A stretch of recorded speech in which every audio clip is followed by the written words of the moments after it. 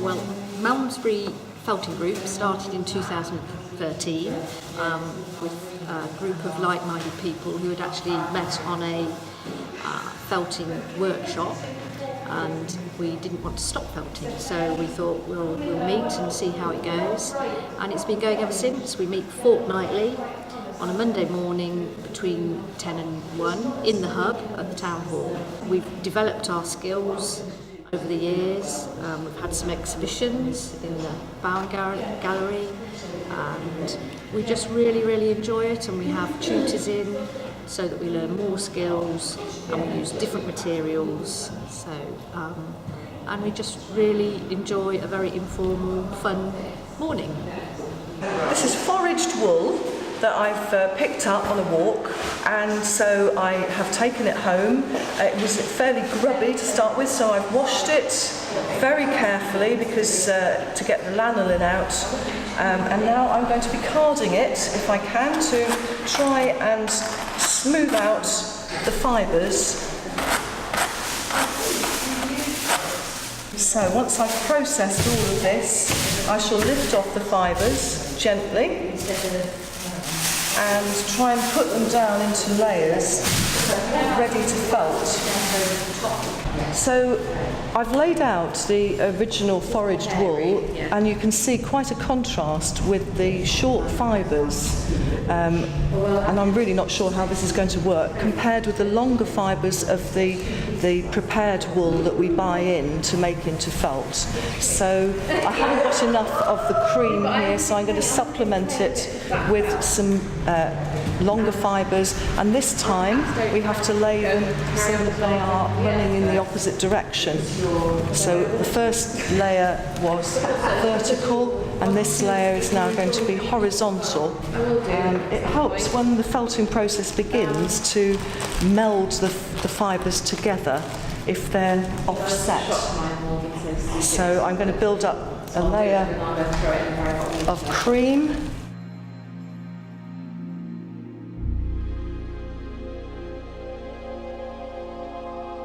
Felt is a textile material that's produced by matting, condensing and pressing fibres together.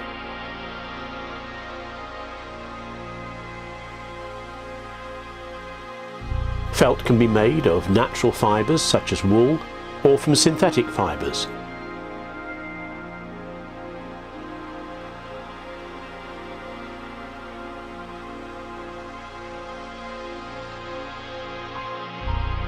So this is my final layer, and this time again it's gone vertically. The previous layer, layer 2, was horizontal, so now we've gone vertical again. A little bit of colour to play with. These locks are from the foraged wool again, but they were a nice shape, so I've just left them as they are. And these locks are from, again, the world of wool. And it's just a little embellishment to sort of add a little bit of texture to the top. So now the process of actually adding the water and the soap and the felting process is going to start. So we're using a gauze on top of the fibres here, and then adding warm soapy water, not hot, because if it's too hot it'll start felting too quickly. And the gauze allows the water to soak through into the wool. You need quite a lot because it sort of absorbs it very well. And then adding soap on top, and it's a combination of the soap, the water, and also eventually the sort of agitation of the fibres that help them bind together, and they will shrink and then start to form felt. And so it will actually change form. It will get smaller as the fibres start to pull together.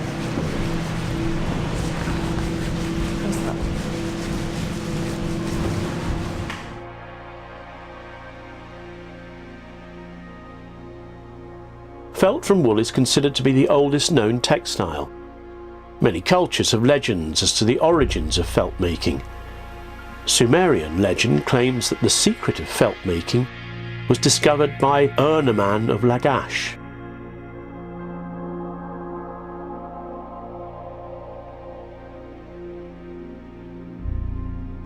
I'm going to turn the piece over now because you work on both sides of the felt. So I'm going to just give it a turn over. And then we're on the reverse side. And this side I'm going to see whether the water's soaked through, which it appears to have done.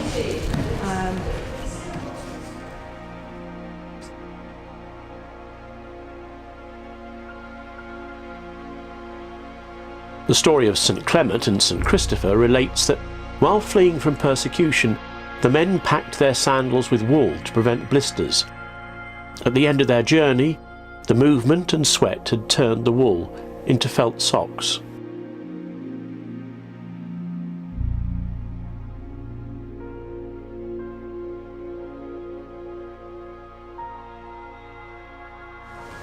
This piece of kit is very useful. Belongs to Alice, so I borrowed it for a moment, and it helps put pressure onto the piece of felt, and it's been sealed with varnish so that the wood won't rot. It's very comfortable in the hands. You can work the felt by hand, just with fingers, but this actually speeds the process up and it helps you apply an even pressure all over the surface and helps integrate the soap into the fibres. The test will be whether, when you pick it up, that the fibres are knitting together, and at the moment they're not, so I've got to do quite a bit more work. As you can see, they're pulling up, so that isn't ready for the next stage yet, so there's got to be a lot more even pressure all over until they start to knit together. Felt making is still practiced by nomadic peoples in Central Asia, where rugs, tents and clothing are regularly made. So you can see now that it's actually starting to pull together. I can't pull out as many small fibres, so it also starts to feel different as it starts to pull together. In the Western world, felt is widely used as a medium for expression in both textile art and contemporary art and design, where it has a significance as an ecologically responsible textile and building material. This is where we are going on to the hard physical work of rolling the felt evenly on all sides, putting it under pressure to get the fibres to really knit and felt together.